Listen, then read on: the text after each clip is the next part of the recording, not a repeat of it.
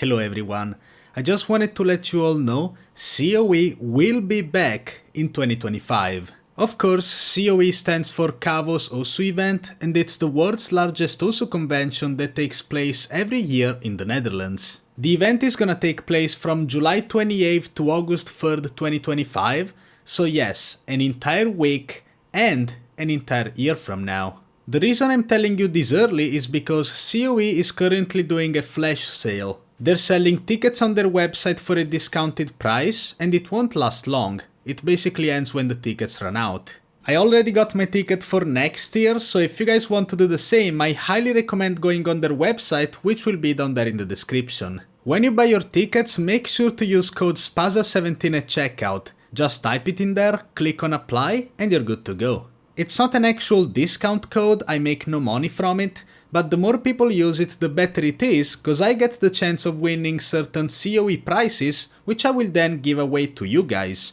like I did at COE 2024. That's all really.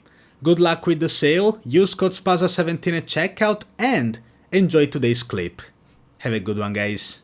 I was scrolling on Reddit, and all of a sudden I see a familiar face. BruhmasterL has uploaded for the first time since 2022. Now, if you guys are not familiar with BruhmasterL somehow, he's the one guy who, I would say, popularized the format of Osu documentaries, especially Osu player documentaries.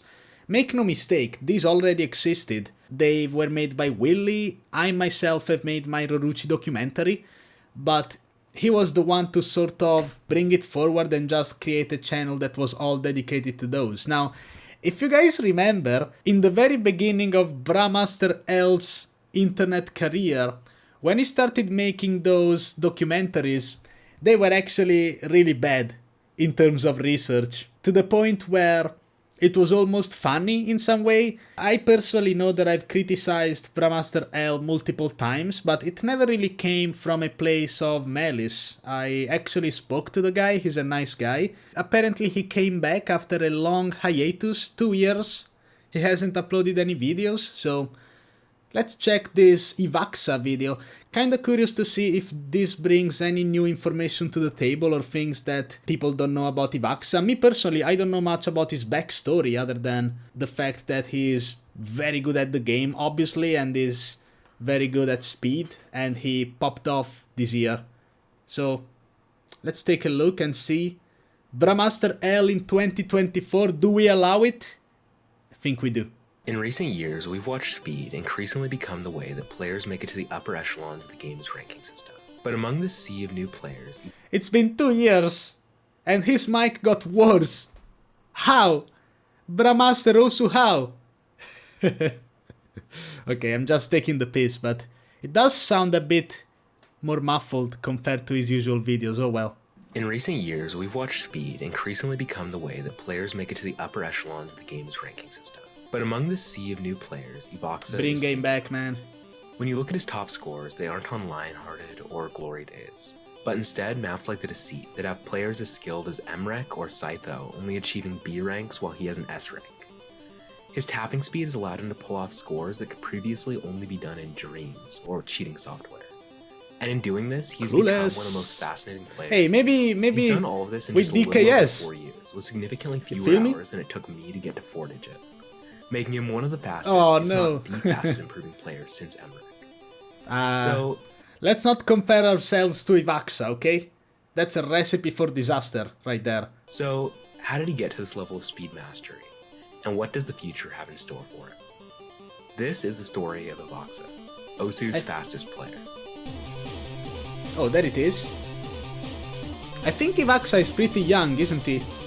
Are you legit? So probably still at the beginning of his career, I would think. Ivaxa's Osu journey began when he was just 9 years old, in 2019, randomly mashing buttons. 9 years old? Which caused him... 9 years old? Wait, is this accurate info? Is he making a meme, or is this actually true? In 2019, randomly mashing buttons on YouTube, which caused him to end up finding a replay of someone playing the Big Black, which that is in turn made him want insane. to play the game. He immediately loved the rhythm game concept, and this pushed him to keep playing at the beginning. At the time, just for fun. although he clearly didn't feel that his current level of skill was sufficient. Ivaxa's career started because of brain rot. See, this is why we gotta let our children gain access to the internet at an early age. I'm just kidding. I'm just kidding, especially in the OSU community, but wow, hanging around on YouTube as a 9-year-old, I definitely couldn't do that. We didn't have computers back then. We were still walking around, catching deer with sticks and rocks. It was a different time. It was very much a different time. Although he clearly didn't feel that his current level of skill was sufficient. Since he would show off to his friends by watching Wolf's big black plays and tagging along to make it look like he was the one making the play. Oh my god, let's In go, his early man. days, Ivaxa was influenced by a few players. He was inspired by Griffin, who is infamous for holding the #1 spot on thousands of beginner maps. He also Surely looked up to Cookiezi. mrekk and Whitecap, which makes sense, as at the time they showed the pinnacle of aim, which would quickly become Ivaxa's forte. You know what I just realized? He started playing in 2019. He wouldn't know about Cookiezi. We are old. we are rotting right now. We are like 90 years old. Obviously he would look up to mrekk and Whitecat. These were the players who were dominating at the time in the scene. Not Cookiezi. Definitely not Cookiezi. Not in 2019 at the very least. We are rotting. And he also had a rival in only Hadley, who was an impressive player in his own right, currently ranked number 237. But as you'll soon see, competing with Ivaxa is a Herculean task that I wouldn't wish on my worst enemy. Yeah, that's pretty tough. Like many players, at the start of his career, his interest in the game seemed to ebb and flow. There'd be months where he'd put in 2,000 plays, and others where he would have as little as 25 plays. But after a few months of this, Ivaxa, like many others, began to play farm maps. Oh yes. These were exclusively jump man. maps, like Haramachi Clover and Make a Move.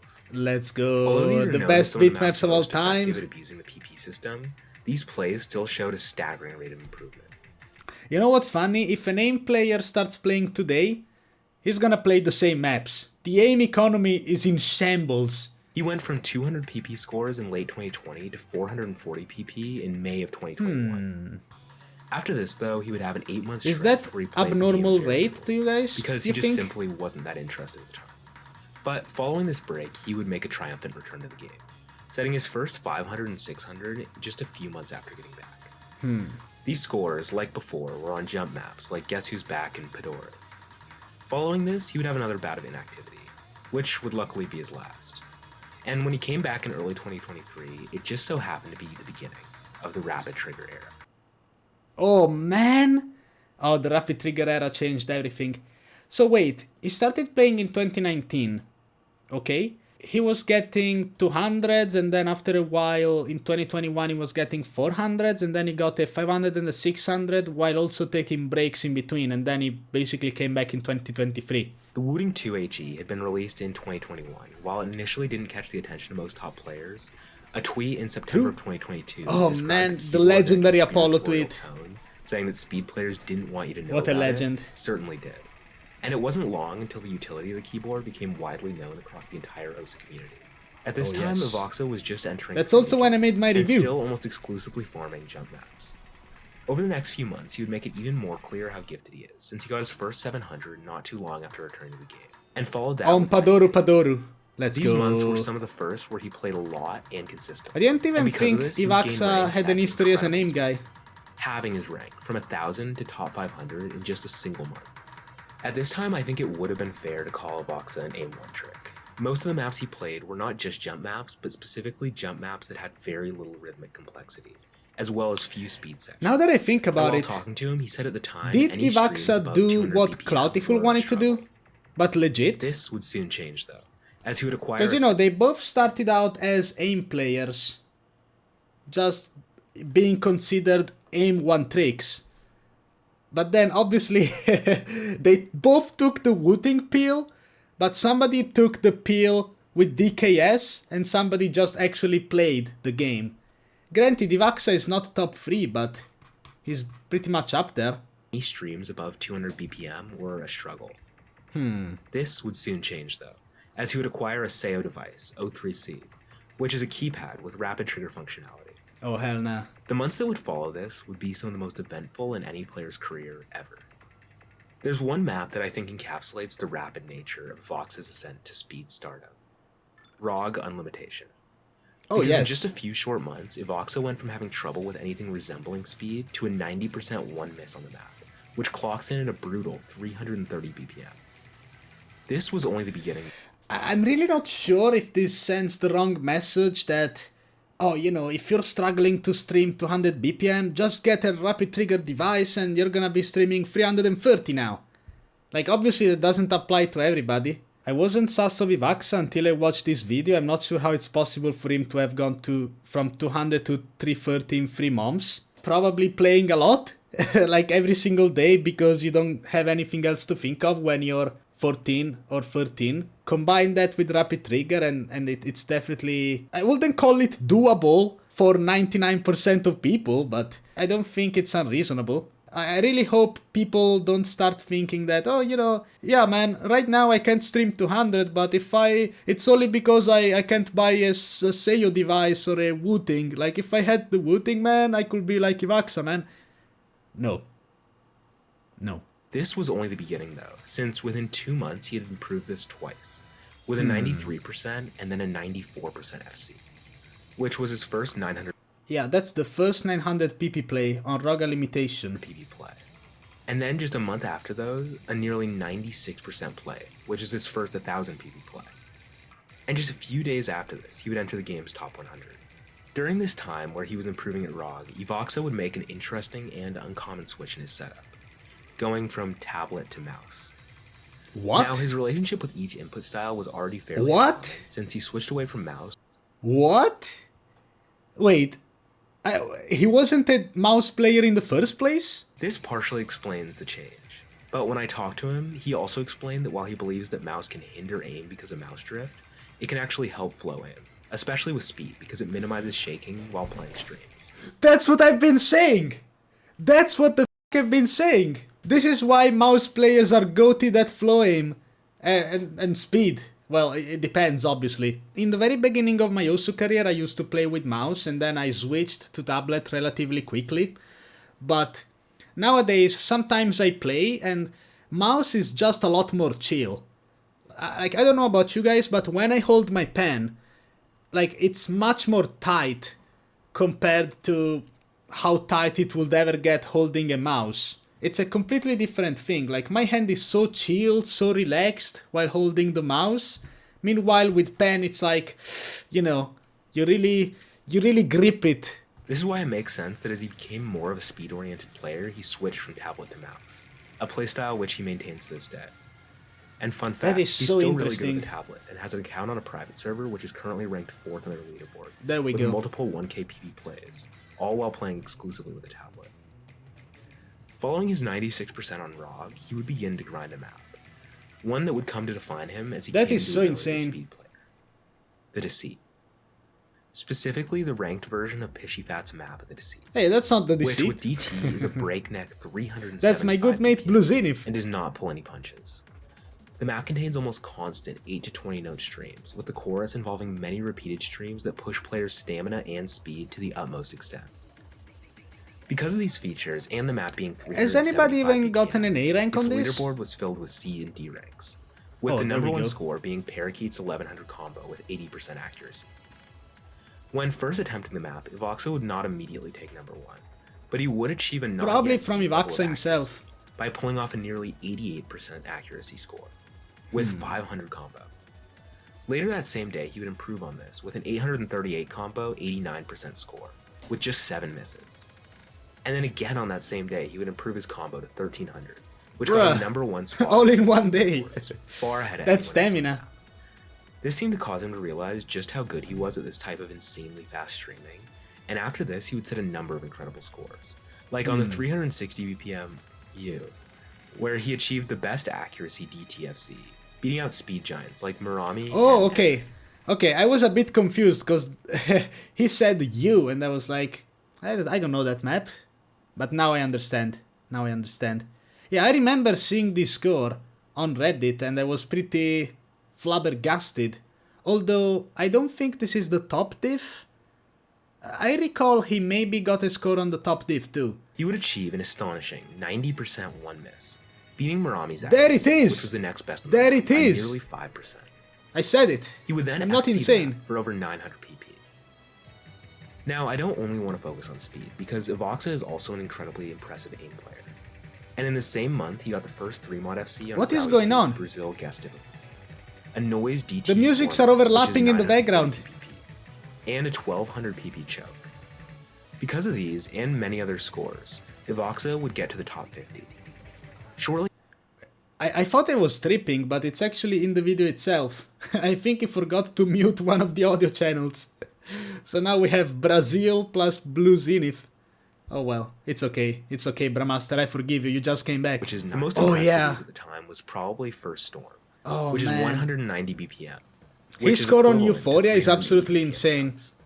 The month following this would be even more insane, since he would almost immediately skip 1100 PP, when he set a 1220 PP play on When It Falls. This would also be his first 10-star FC, as well as Damn. one of the first 10-star FCs in the game. He then set a 1.6k choke on Brazil, which would have been the mouse PP record What? if he were to have FC. How did I miss These that? plays were some of the first aim scores of his to get a huge amount of attention. And as a consequence, this would also Man. be when some people would start to get suspicious of him. The comments on his Oh. Twitter post of the Brazil play aren't exactly accusing him of cheating, but many express suspicion because of the belief that he Oh no! Oh no! The CEO!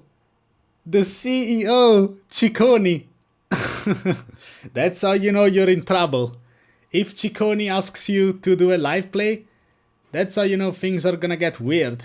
Very, very soon. These comments are pretty funny though when you take into account that he had live streamed with a hand cam back when he was grinding ROG nearly 5 months before, and had continued to do so, including streaming that month and playing just as well as his non-stream scores would lead you to believe. This would not be the last time see? Ivaxa had to deal with doubt over his It's scores, that easy. especially because of what he'd do going forward. That easy, Cloutyful. Starting with a Brazil 1200 PP play with Oh, three, Brazil. once again skipping 1100, which brought him to the top 25. Mind you, he reached the top 100 only 4 months prior, and within days of this, he would set Man. scores like a Connie Do Luck 3-mod FC, and a Choo Choo Lovely Mooney Mooney. You know what, I'm not saying that whole thing. But he FC'd that as well for It's all 1,040 the aim. PP. These, along Invest with many in other aim. scores, led him to reach the top 15 less than a month after reaching the top 25. Sprinkled in with these aim farm scores are some truly exceptional speed scores, all of which are at unfathomably high BPMs, like his score Honestly, on Shimbatsu Otodori. I get the speedy part. It's so insane that he's able to aim that stuff with mouse. To be able to do 10-star jumps on mouse, even though you started out with tablet, that's unfathomable for me. Definitely wouldn't be able to do that. That's for sure. He would also get the first DTB rank on image material. Yeah, which no, is I know 390. Box is very good, and I also know about But these Ciccone. scores were Although really just Ciccone Ivaxa doesn't really gearing count up because for what would he's become always his been a crowning mouse player, achievement. I think. Since on the last day of March, he would go back to the Deceit, initially setting the first A rank on the map with a 93.35%. Oh, I Celsius. remember this day. He would then improve that to a 94.97, which if he were to FC would be worth 1625 PP. And it only took a few more attempts that day before he The YouTube subs, man. It would have been worth 16,025 people. Wow! And it only took a few more attempts that day before he would get a truly unprecedented score on the map. The S With the likes rank. of mrekk, Merami, Saito, and Zestiny couldn't get higher than a B rank on. Zesty? Ivaxa would achieve God a damn it, 1 YouTube. slider break S rank. God damn it, YouTube.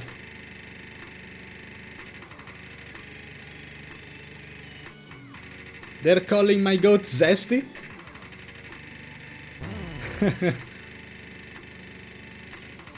Dude, how silly is that slider break too? It was on nothing. I'm the best at choking. Man. This is one of the best scores in the game, and it puts Ivaxa in a league of his own when it comes to maps. I wasn't there, unfortunately. Without the slider break, it would have been the game's first 11-star FC and a 1500 PP play. Even with it, the play is still worth 1360 PP. This being done less than Man. a year after he started playing Speed That is so seriously unfortunate, shows though. unreal potential. Especially since at this point he had less than 1,000 hours in the game. Doing this right off the back of multiple Less 1.2K than 1,000 scores hours? also shows impressive Dude. versatility, since the Deceit is pretty much a pure speed score. He could He would actually also be the not stop fastest there, improving and on the player same day, then. You get a 96.3% score on Speed of Link, which is 395 BPM.